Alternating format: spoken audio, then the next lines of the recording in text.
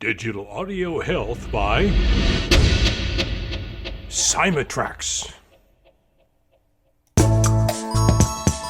It's Al Cole from CBS Radio, and I want to tell you about a Renaissance woman who excels at everything she puts her innovative mind to. And you know, I'm going to start it out like this.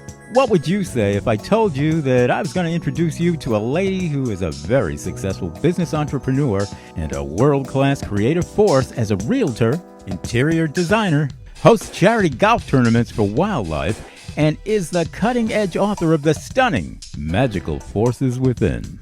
Well, Al, I'd say make the introduction, brother. I've just been dying to learn some of all of those things from somebody who sounds like a real magnetic lady. Well, you're in luck because not only can you learn about the fabulous life accomplishments of this woman, whose name happens to be Rhonda Grant, but week in and week out, Rhonda will introduce you to some of the most exciting guests on the planet as she hosts her own awesome podcast, The Rhonda Grant Show, on Contact Talk Radio. Week to week, Rhonda skillfully weaves the magical forces within her with the extraordinary discoveries in the sometimes ordinary lives of her guests who blossom before your very eyes through the guidance and know-how of such a skilled and sensitive host as Rhonda Grant. You got to check it out. Check out all the action at rhondagrantauthor.com. That's rhondagrantauthor.com to witness the extraordinary discoveries in otherwise ordinary lives. And I hear some of you asking right now, well, Al, how do you know all this? I'll tell you. It's because I weave some of the same magic on my own nationally syndicated show called People of Distinction. It's all about humanity at its best. Every guest with extraordinary things to say about the magical forces within life itself. Get it? So check them out. The Rhonda Grant Show, Extraordinary Discoveries in Ordinary Lives, and People of Distinction, created by me, Al Cole from CBS Radio, now hosted by my amazing son, Benji Cole. You can check out People of Distinction on Apple Music or email me for exciting updates on my music and my books too, especially Romance for Women on Amazon. Email me at al@alcoholic.com. You heard me right. That's AL at ALCOLEHOLIC.com. And I really want to thank my CBS radio listeners for coming up with that handle, Alcoholic. Seems like from day one, my listeners have been saying, Al, we love what you're doing there, brother. In fact, we're hooked on it. We're alcoholics. So here we go in classic form with a swing of a golf club as she hosts another charity golf tournament for wildlife and another incomparable Rhonda Grant show. So all together, everybody, here's Rhonda. Welcome to the Rhonda Grant Show. Sometimes the universe has a way of placing people or obstacles in your path to help guide and direct you on your mission. Listen in as we discover the path my guest has traveled.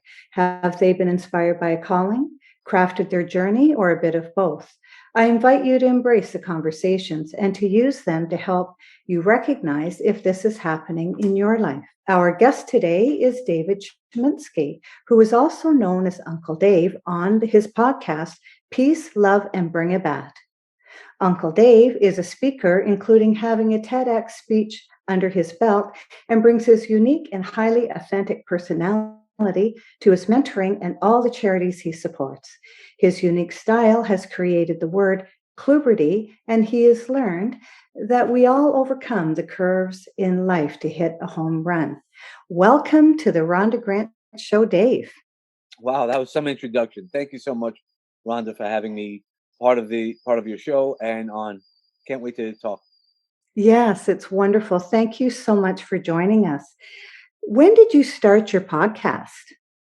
So the podcast started earlier this year. It's been a long time coming. It started launch in February, and we already have more than 50 episodes.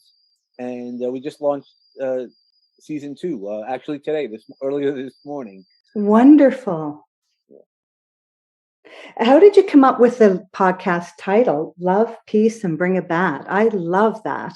Yeah, so what I do is, as one of my supervisors called me one time, you're a little hokey at times. And I go, yeah, a lot of people could take that as a negative, but I embrace that as a positive.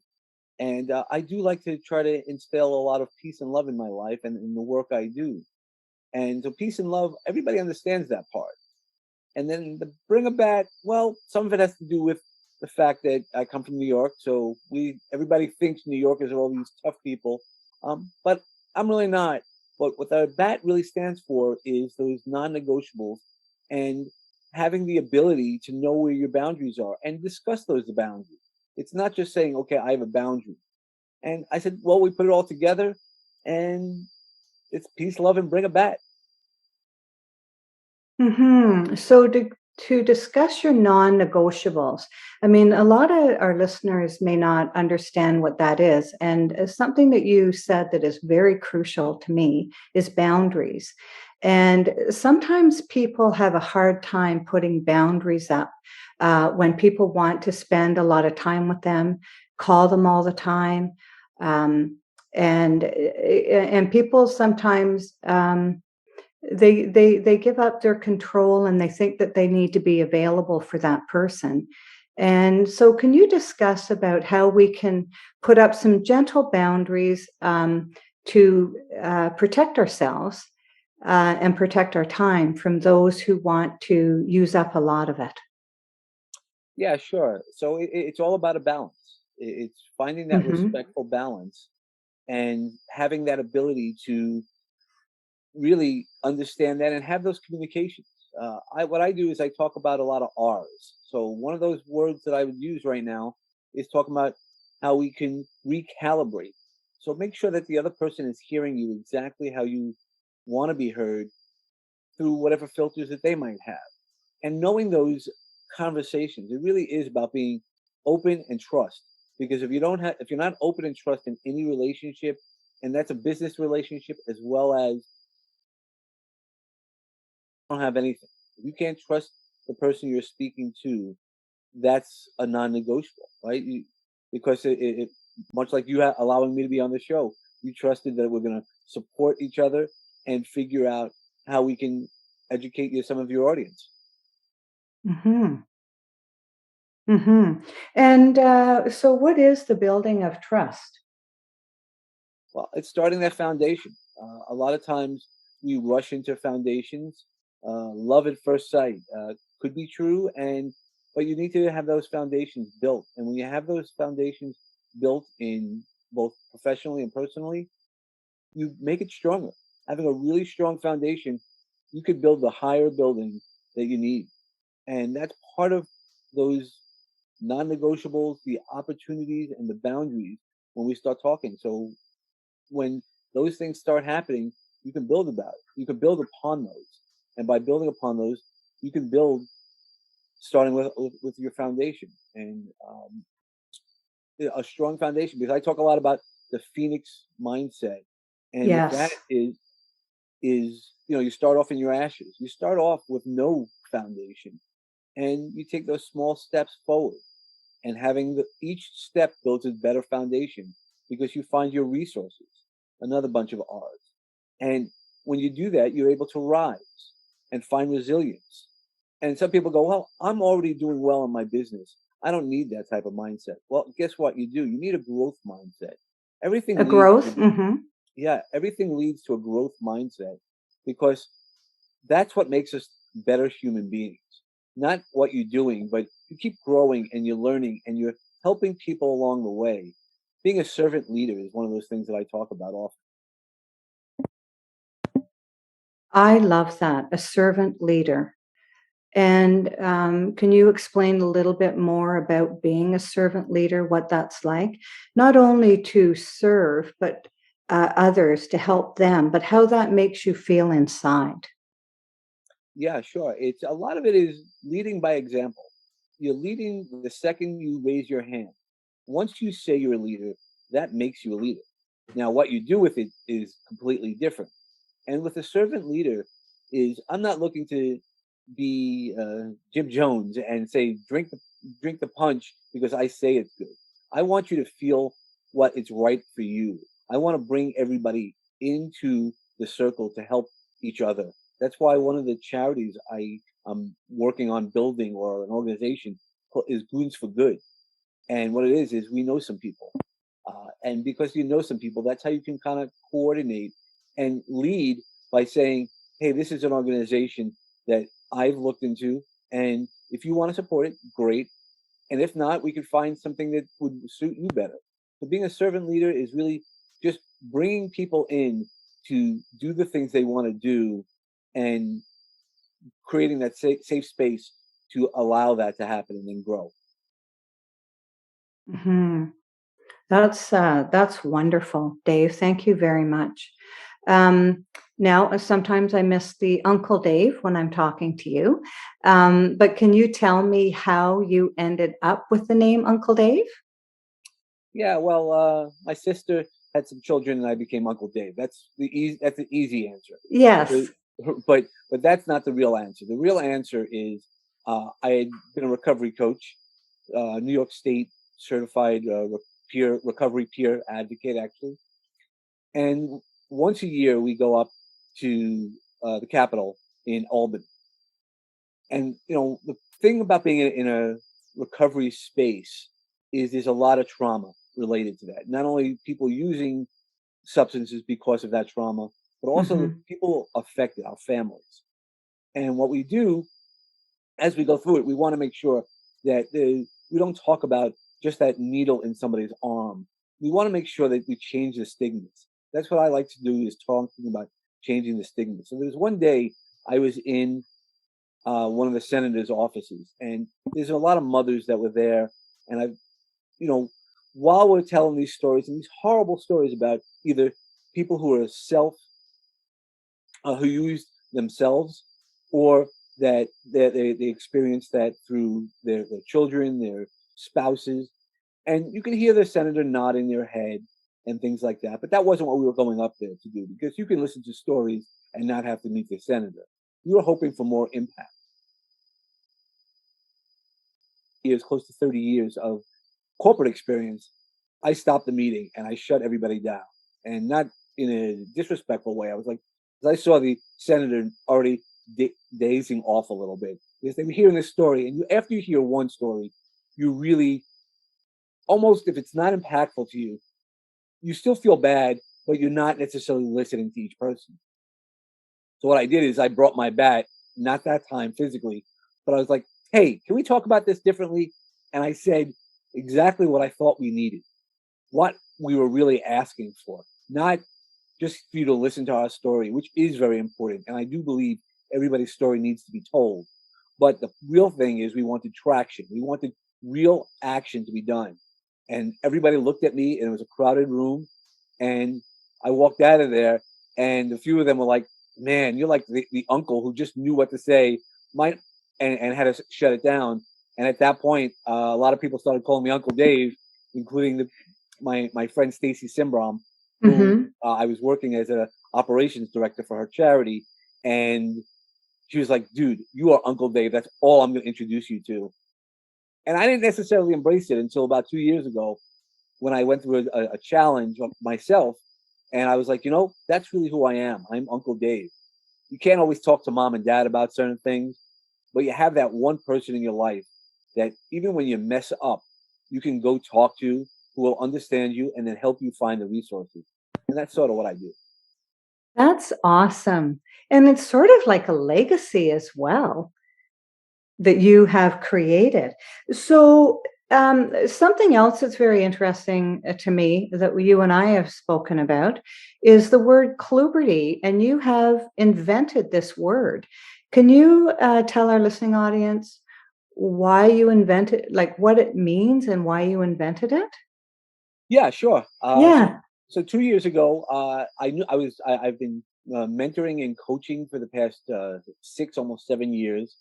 And 2 years ago, the floor of my life came out. I had a lot of, I was going through some personal challenges, transition challenges. My dad had passed away earlier the year before, and I had to move my mom down. So life was getting overwhelming for me. Even though I knew the resources, I wasn't using them. And I went through a Phoenix moment. I tried to hurt myself, and I figured everybody would be better off without me around. Well, obviously, that Mm. attempt did not succeed, which most attempts don't succeed. only 11% of suicide attempts generally succeed. So that means there's 89% of people who are out there who succeed and not always tell people about it. And while I was going through my attempt, it was a 36-hour period of disconnect, I would say. And I was told at the end, this is not your time. Get out there and tell the story and be the voice. And that's one of the things that I try to do, talking about it. So as I'm regaining myself, I'm in my ashes, using my phoenix metaphor. I didn't know what to do. I then had to reinvent myself in that, what did I do wrong? What did I look at things differently? And I refocused. And the refocus came into my Tedx talk where I spoke about the rise of a phoenix, and we're all phoenixes, I believe. And then as I'm doing this, writing some books, the word Cluberty came out because I was going through how did I get here? And, I'm a good guy. How did I get here? And what the hell? And when I came up with that thought, I was like, this is going to be like puberty, but which could be fun and wasn't exactly that much fun. Voice changes for men and all the other changes we all experience. And I was like, wow, but this is going to be painful. So I dove deep into some of my issues, and I went through a process that I've now trademarked, and I can help people with moving through. Though I'm not a therapist, I can help through the coaching processes that I know and mentor them to go through their own growth process, because we always want to grow. And I got a clue. And that's where the words really came through. It was, I got a clue. Okay. I got hit up with a bat, and I got a clue. So that's why the first three letters are Cluberty. Yes, ma'am. Fantastic. So I think that, I'm going back to how you started this, and when you started to speak about this, and the question that I have is, you were told. Who told? Was it part of you that told yourself? Was it a higher self? Where did that message come from? Can you remember that? Yeah, I talk about it all the time. It came from a grandpa Mike. And I'll tell you honestly, I don't have a grandpa Mike in my family. So I believe, I think I've narrowed it down a little bit, but you never know. If you believe in those, touch from God or things, some people are uncomfortable with mediumship, which I've done before. And I don't know. I can't tell you, but I know that whatever voice I heard it was one of those things I needed to hear. And because I needed to hear it, when I was able to reconnect with myself and really face what needed to be faced, I was then able to go, okay, they're not wrong. The answer wasn't wrong.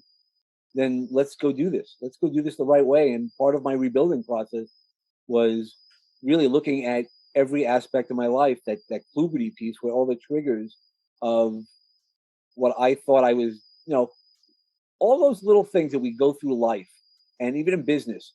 Oh, it doesn't matter. It all matters in some way. And I know, after going through the issues that I've gone through, both professionally as well as personally, it makes the job that much easier. It's really I feel much lighter mentally than, because we do carry it all. We carry all those stresses, no matter which business or professionally, within our bodies, if we don't release those. And you talk also about, coming out of that state, which is not a good place to be in at all.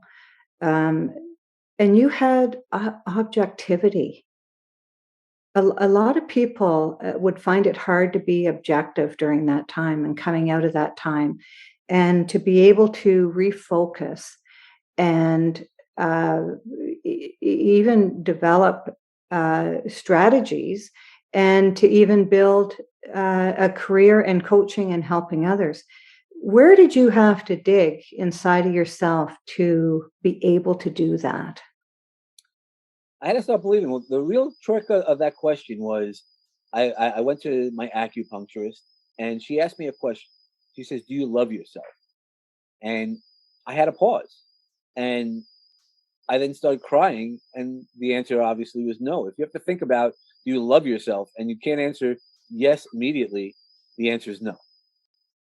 And starting off from that piece, I had to then understand why I didn't love myself. What negative self-talk was I taught? What opportunities or experiences did I have that brought me to the part that I didn't love myself? And that was the beginning of what I wanted to do. And then, like I said, I had been coaching prior to this experience, so I knew the right resources, and I just wasn't using them as I was piling on more and more responsibilities. And truthfully, at the time, the part of me that died that during that attempt was my kid Mm-hmm. ego part. There was a song in the Oh, 90s. There's a song in the 90s by a band called Extreme called Kid Ego. And it's a great song. I used to live that song. You know, it's all about ego, living in your ego self.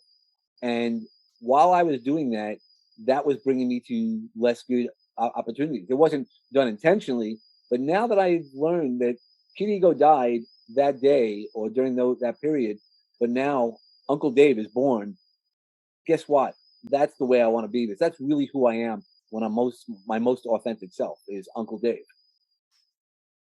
wonderful. That's just wonderful. Thank you so much for sharing that. You are listening to the Rhonda Grant Show, whose podcast has been treated with digital audio health by Chametzky. And today I am speaking with Uncle Dave. How many people contact you or reach out to you? You know what was really interesting when you put out when I did my TEDx talk, I put it out there, and the weight of that TEDx talk was very heavy because it was the first time I was really going to really talk out loud about my mental health issue, as well as how I believe we're all phoenixes, but it was putting it out there for real. So it was very heavy. I've had a lot of views of the TEDx talk, but what I really I've got contacted by people who are in a similar position who we were Yes. able to then find to get some assistance, or they just needed to hear that Uncle Dave moment where it's all going to be fine. Let's break things down into smaller chunks. When you start if you're going to run a marathon, you don't think about the 26 miles. Think about the Mm-hmm. next step in front of you. And we were able to do that, and they were able to get some real mental health assistance, as I did when I had gone through that period. I didn't only do it myself. You find the right resources, and that's the really powerful part. Is when you find the right resources, and everybody's resources are different. Mm-hmm. That's where the power really becomes, and you become really self-powered. Mm-hmm. And so, do you have a website or an email that, if we have a listener right now that's going through a really hard time, that they could reach out to you and reach out to you for your coaching? Yeah, sure, of course. My website is davidchametzky.com, so www.davidchametzky.com. I'm on social media as well, so it's under David Chametzky. It's just if I'm consistent and I want you to speak to me, then that's who I'm on. Instagram, Facebook, LinkedIn. I've had contacts that way. I also do Mm-hmm. have an email address on the pathny@gmail.com, and I'm always willing to listen to people. And I'm hoping that people listen to my podcast also. There's not always a guest, but it's either an episode where I'm by myself and I am trying to share some knowledge so people can get to know me a little bit, or just Mm-hmm. sharing. But I also bring on a lot of guests who really then talk about their life, how they rose from themselves. We've had people who have escaped the Holocaust. There was a Wow. gentleman who lost his eyesight at 35 and slowly rebuilt his life. Mm-hmm. And there's just a woman who escaped the genocide in Somalia. So it really it is so powerful at times to really listen to other people, hear that how they've gotten through things, and we all could do it in finding our sweet spot.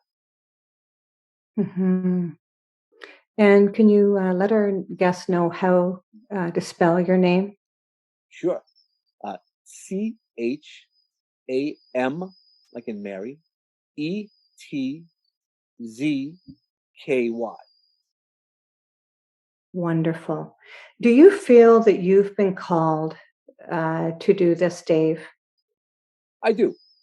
Okay. I believe through all the things that I've done that it brought me to this point. All the work, all the knowledge that I've had, all the experiences, both professionally, uh, again, 30 years in all of these things have led me to this point that I really believe that I've been blessed by the universe to have that. Maybe that's a little hokey, but that's some of what I do. But I also believe that that's what we need to do is talk about it. I'm really encouraged that after COVID, even corporations are now talking a little bit more about mindset and mindfulness and having that opportunity that we can reset ourselves. I have a technique that I use that I could teach everybody to reset themselves within a few minutes. And it really calms you down. It's using your body. So it's that mind, body, soul connection. Mm-hmm. And really, that's what I offer. And that's why I offer regularly a 20-minute consultation with anybody. So any of your audience would love a 20-minute consultation. Go to my website. There's a calendar on there. And let's go figure out some time to reset yourself. And I can teach you how to do it and help your kids and all that stuff that you can then teach other people as well. Mm-hmm. And as we walk on our journey through life, it's all not rosy, and sometimes in order to get to the place where we're supposed to be and help others, we have to go through those harder times, those darker times, and somehow it's almost like there's something else there with us to help us out of that so that we can go on and teach and have a new mission or have a mission in our life. And I just think it's fantastic what you've done with adversity, Dave. I really do. Is you've taken a really hard time and you've turned it into a gold. And I just think that that's awesome. What extraordinary discovery have you found in your life? Well, it's funny that you mentioned about a path. My mentoring program is called On the Path, which Mm-hmm. PATH stands for Personal Attitudes Towards Happiness, or hamburgers if that makes you happy, or health if that makes you happy. It's but we all walk on that journey, and Ram Dass, and I overuse this quote says we all walk each other home. So Yes. though I can't walk you home, Rhonda, but we can walk on this path together and maybe help you out when you need help. And that's what it is. That's the piece that I learned is surrender. When I started doing, I mentioned it earlier Ah, about being a medium, and I'm not very good at that part of it because I choose not to be. When I first went and the teacher who was teaching me had said, "You just need to surrender. Just give it all up." And I'm like, "Well, how do you do that?"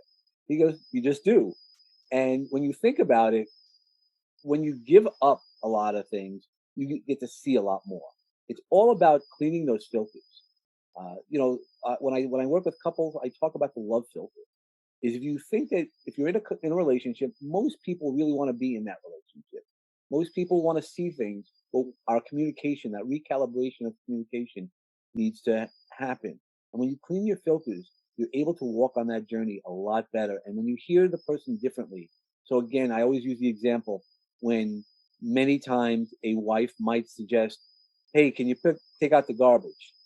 And they're not saying, you're lazy, and they might use those words, but they're really saying, "We would love a clean house. Could you assist me?"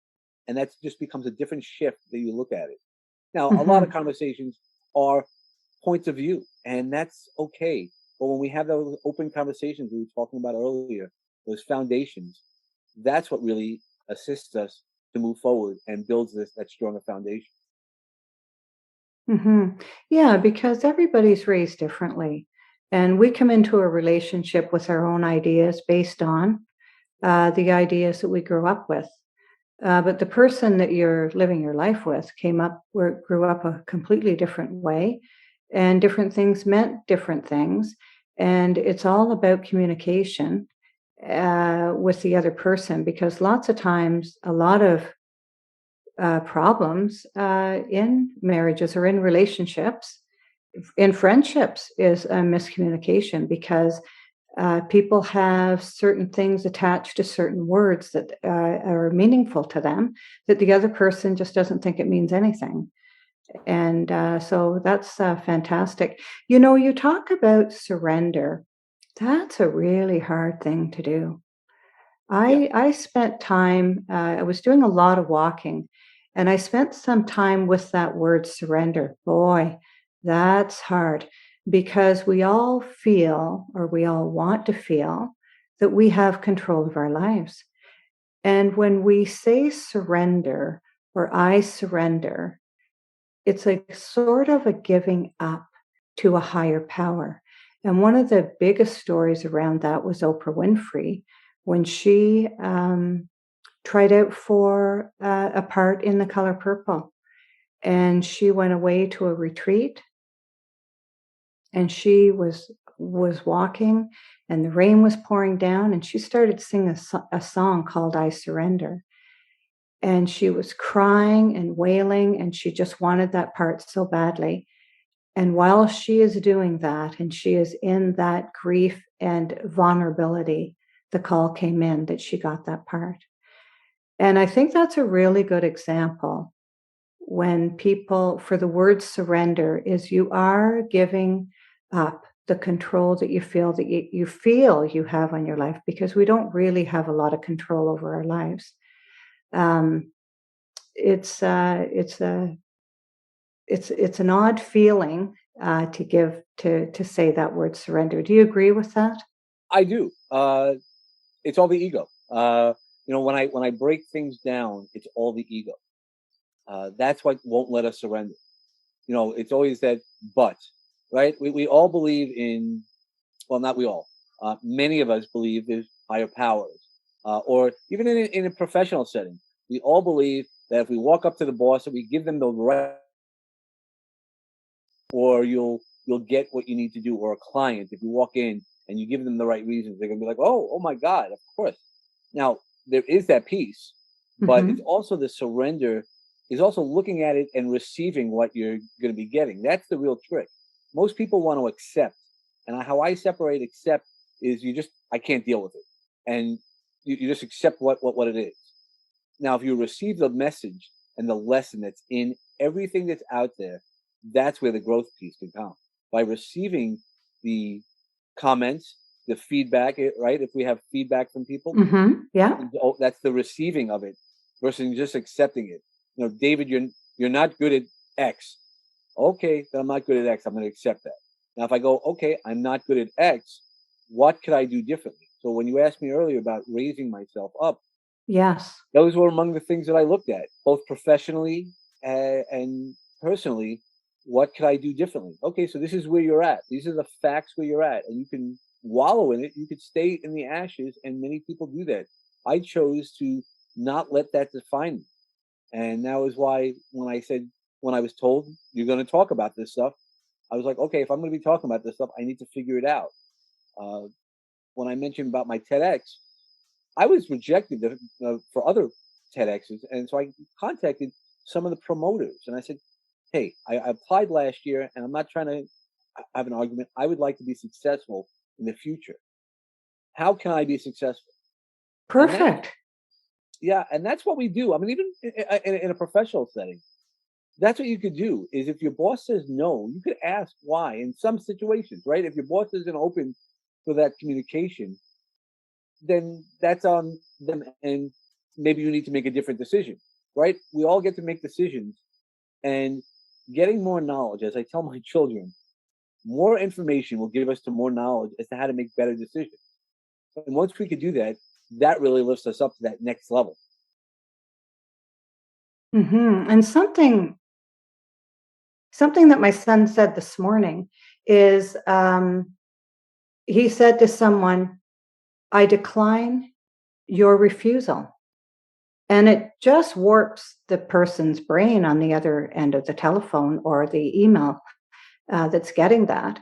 And that's kind of like what you did with the TEDx talk. You weren't successful, and so you wanted to know how to be successful because you were declining. I wanted to receive the feedback, and I wasn't going to accept the declination. So for the other ones, I did, but I was taking it as a learning experience, and that's the important part is if we could take everything as a learning experience, and where's the message in it? Sometimes because our grief is so great, we can't see the message. Mhm. And well, I'll give you an example. So when I was going through my 2 years ago, when I was going through my dark period after my attempt, I volunteered on Thanksgiving at this parish, and I wanted to give out food. I always knew charity and helping hands and helping people will make me feel better. Not only when you help one person, you're really helping two. You're helping yourself. It's that karma, Yes. that energy that we move along. Mhm. So I get there, and they go, "We really have too many people." Even though they asked for my, I prior said I'm willing to help out. They said, "But you're a big guy, and the neighborhood isn't that great. Would you mind walking around the building every now and then to be a security guard?" I said, "Okay, I'm here. I committed my time," and it gave me a different point of view when we look at it. It was a point of view of the neighborhood and the people who needed to come into this soup kitchen. Uh, and I, through walking, because I had the techniques, there was a mother who was crying and talking to the pastor who was running the soup kitchen. And then I said, I interjected and I said, "Hey, can I just offer you something?" And I showed them this relaxing technique that I have. And it helped them and it made them smile, made the kids calm down. They thought it was great because you're really just rubbing your hands in a certain way through a certain Mhm. through a certain set of techniques, and it changed them. And then I started looking at everything else around it, and I go, luckily, I was going to go home, and I wasn't going to need to worry about where my next meal was. I'm blessed in that way, and but those people really appreciated everybody who was there. When I walked in as a security guard, I said hello to everybody. We said goodbye and have a happy Thanksgiving. And those little pieces of energy, I really talk a lot about energy. And if we put positive energy into everything that we do, every experience we have, and look for those hidden gems, even in our sadness and grief, guess what? It'll be a better day because of that. And putting out that positive energy, people only attract what they want to attract. So putting out positive energy will attract positive energy back to you. Mhm. And that is so true. Some people miss um, saying hello to the security guard, the guy in the lobby, um, the person that's bagging your groceries, the store clerk. And the thing is that we don't realize, we really, really, really don't realize the ounce of kindness that you give to one person and how that's going to change that person's day and maybe week, because maybe they are having a really, really, really hard time and we just don't know that they are. So I really appreciate that you're out there doing what you're doing, Dave, because we really don't know how far outreaching our kindness is, and that energy, that friendly, loving kindness energy that we bestow on people. We don't know how that changes their lives. And the people that look to be cranky and unapproachable, they're the ones that need it the most. Don't you feel that? I do. I had one time worked with a CEO who, when speaking with his staff, they all were afraid to approach. And Hmm. at the end of the day, the ironic part, he was more upset that people were afraid to approach him than Yeah. anything else. So we all have to look at that point of view and see we're all people. And that's why I talk when I even with corporations. I remind people we're all human beings. We're all going through. We all put our pants on. We all shower, brush our teeth, all those things that we do as humans. And what type of energy are you putting around all that? Are you complaining about going to work? There was a book I once read. Um, can't think of the title.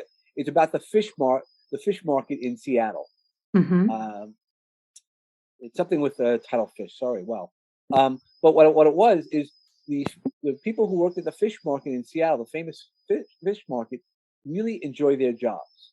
And some people were like, oh, but they're throwing fish, they smell like fish. But they took the opportunity to look at how much joy they were bringing, and they made joy in their job. And that's one of the things that we do, is when we make joy in everything we do, we put that energy out. Guess what? That leads to so much more joy, and you become an abundance. If you keep complaining about things, more things will be there to complain about. If you look at the opportunities and the lessons, the experiences that you have, and look for the positives in every one of them, even in the most, like here, you yourself, I know we've spoken about your unfortunate situation has led you to a path that actually brought you to some of your greatest joys. Oh, yes. Oh, yes, for sure. And I love the Ram Dass saying, we are all just walking each other home. Because if we get up every morning, and everybody that we see, if we come from that approach, that energy of we're all just walking each other home, I think it's just a wonderful phrase. I'm really glad that you brought that up. Yeah, no, and that's really how I believe. We're all walking each other home, and sometimes we walk with people for the rest of our lives, and sometimes we walk with them just for a little while, and we can learn a lesson from everybody. Even a small conversation, if with someone, can help them with their journey. We just never know. I don't know. We don't. To me, we don't recognize our power. We don't realize how we affect other people, and go about making a plan on how we can affect each other positively. And that's certainly what you're doing with your business. So, with what you're doing with your coaching and helping other people, you certainly are a light that's shining really brightly. So I thank you very much for being on the Rhonda Grant Show. It's been such a pleasure to interview you. Is there anything else that you'd like to talk about before I close out the show? Well, I'd love everybody to join Peace, Love, and Bringabat. And if you do, give me some positive reviews. And one of the things is, remember, do what you can. So this is a time of year that we always say, what can we do to give back if you're blessed? Support a 501c3 in the United States, or any of the charities that you can, because they sorely need it. And remember, just always be grateful. I just put out a comment to a bunch of people. It's Thanksgiving here in the United States, but every day should be thankful. If you're above ground, be thankful for what you have, and be a goon for good. Do what you have to do to connect those people to good opportunities to help somebody else. Everybody, as one of my mentors would say, Frank Shankowitz, who's the gentleman who created the Make-A-Wish Foundation. Oh, yes. What he had said is, anybody could do something. So if you can paint a fence, you can help somebody doing something and make them feel better. Find the opportunities that you like to do. If you can't find something, reach out to me. We'll put something together, and we'll find out the opportunities to grow as well as move everybody forward. We'll lift up the energy of the world, and we'll make the world a better place. Wonderful. That's just excellent. So, Uncle Dave, Peace, Love, and Bringabat, where can listeners listen to your podcast? You can really listen to them anywhere that podcasts are available. So it's on Apple, Spotify, Google Play, Amazon, where podcasts are played, iHeartRadio. Yes. It's all over there. And grab that bat and find your sweet spot. But it's over there. And I just signed a deal with a production company who's going to be helping me get it out even further. I have a shirt line. So if you want to get Peace, Love, and Bringabat, there's shirts for a whole bunch of different reasons, and 20% of anything that is made out of these shirts go to charity. So you're also helping charities as well by buying that T-shirt. That's wonderful, and I love your logo. I mean, you are so branded, and I just love it. Thank you. Thank you for joining us. Theme song for the Rhonda Grant Show, Sun on the Water, is composed and performed by my friend John Park Wheeler. This is Rhonda Grant with the Rhonda Grant Show author of Magical Forces Within, Extraordinary Discoveries in an Ordinary Life, inviting you to look for the magical forces within yourself today and every day. Thank you so much for tuning in. Thanks for tuning in to the Rhonda Grant Show with your host, Rhonda Grant. If you would like to find out more information about Rhonda and her upcoming guests and the work that she does, go to her website, rhondagrantauthor.com. That's rhondagrantauthor.com.